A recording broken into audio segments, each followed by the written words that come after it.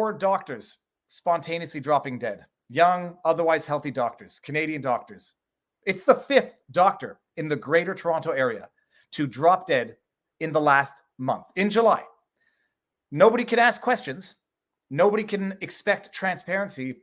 We can be expected to have the media find other reasons, if they don't use them as overt reasons, because that might be construed as medical information or medical advice. If they provide a definitive explanation, what we're going to see is that they provide very discrete, distractionary sort of potentials, hypotheticals. Without connecting the dots, they just put them right next to each other and highly suggest that you connect the dots. There is no Schadenfreude here. This is tragic. And at some point, people need to start getting enraged at the fact that we're being led to believe that this is normal, and nobody is not speaking out, because speaking out presumes knowing the problem, which I'm sure many people think they know, but I don't go that far. Sometimes I'll ask the questions. People need to start vocally and shamelessly asking the questions. Because when you keep hearing stories about this, Warmington, triathlete, 27, becomes 5th GTA, that stands for Greater Toronto Area, doctor to die in July. A young, professional person in the prime of their life collapsed while swimming in a triathlon and died 4 days later on Thursday, July 28. People need to start getting enraged that this is happening at seemingly an increased rate, because it is, and we'll get to an article later, and that we can't ask the questions. And we're going to be shamed into silence. Don't ask the questions. Don't politicize their deaths. Nobody is taking any Schadenfreude, pain, pleasure in the suffering of others here, period. People should start getting enraged that this is happening too often, and that people are not speaking out about it, and that we are being shamed and silenced. Shamed into silence. A young, otherwise healthy 27-year-old doctor dies while competing in triathlon. Typo. The 5th doctor in the Greater Toronto Area to die in July. Nothing to see here. If you dare ask, you're a conspiracy theorist. Just another case of SADS, people. Sudden adult death syndrome, which is, it's normal now. It's normal. It's always been like this.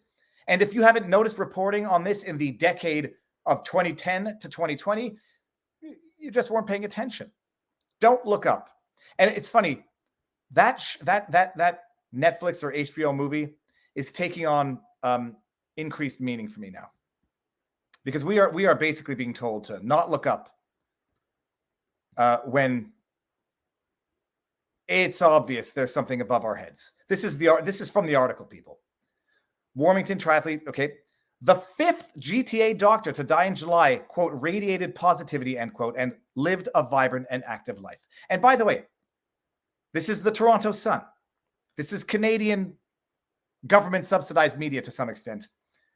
They are the ones highlighting that this is the 5th Greater Toronto Area doctor to die this month alone. Is that normal? I mean, is that possibly, conceivably, rationally normal? Oh, there's a lot of doctors. No, they're just reporting on it. No, it's not conceivably normal. It's not rationally justifiable. And so much so that this article starts off, is prefaced by the idea that this is the 5th GTA doctor to die this month alone. It's not just, it's a tragic loss. It's beyond a tragic loss. But don't ask questions, and don't expect answers from that very medical community. 27-year-old who's a resident doctor at McMaster Children's Hospital in Hamilton collapsed while swimming as she competed in a triathlon on Sunday. She subsequently died on Thursday. It's just beyond tragedy. A triathlete, Dr. Naiman, routinely commented on social media about her love of training and racing. I mean, there are no words. There are no words. And at some point, there have to be answers. She died in a triathlon. Fifth GTA doctor this month. What's the other aspect of government subsidized media saying about it, telling you about it, suggesting that you start drawing by way of conclusions? It's almost a joke, but it's not funny. people, the meme now is climate change.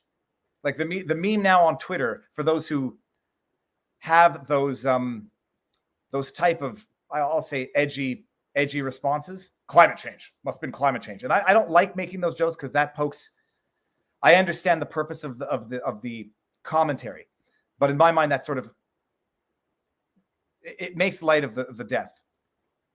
But that's the meme. And then, oh, go to the fully subsidized Canadian Pravda, CBC. Go to the fully subsidized state propaganda, the propaganda wing of the government of Canada. Just oh, look at this. When's this from? July 2nd. No, it's 2021. Let's get the one from this year. Hold on. There was another one this year. I'll get the more recent one. Although the same logic applies mutatis mutandis.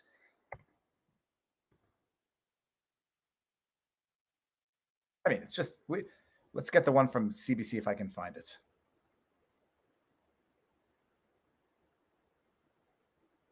Now let's do it like this. May not be able to get it, but I mean,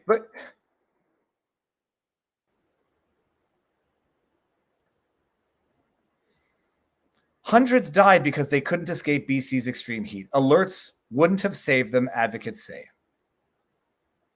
I mean, what do we do? Just go through the headlines. That might have been from the last year's anyhow. Just go to the headlines. I mean, it's become a meme because it's become the meme. Because they are literally telling you heat wave. When there was a marathon in where was it?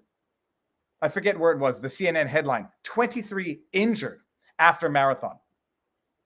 Injured after marathon. I thought another vehicle had gone through. I thought it was another act a la the Boston Marathon. No, they collapsed. That's it. It's nothing. It's nothing. I mean, they're not saying it's causally related. It's heat. It's humidity. It's temperature, and it actually makes the memes indistinguishable from parody.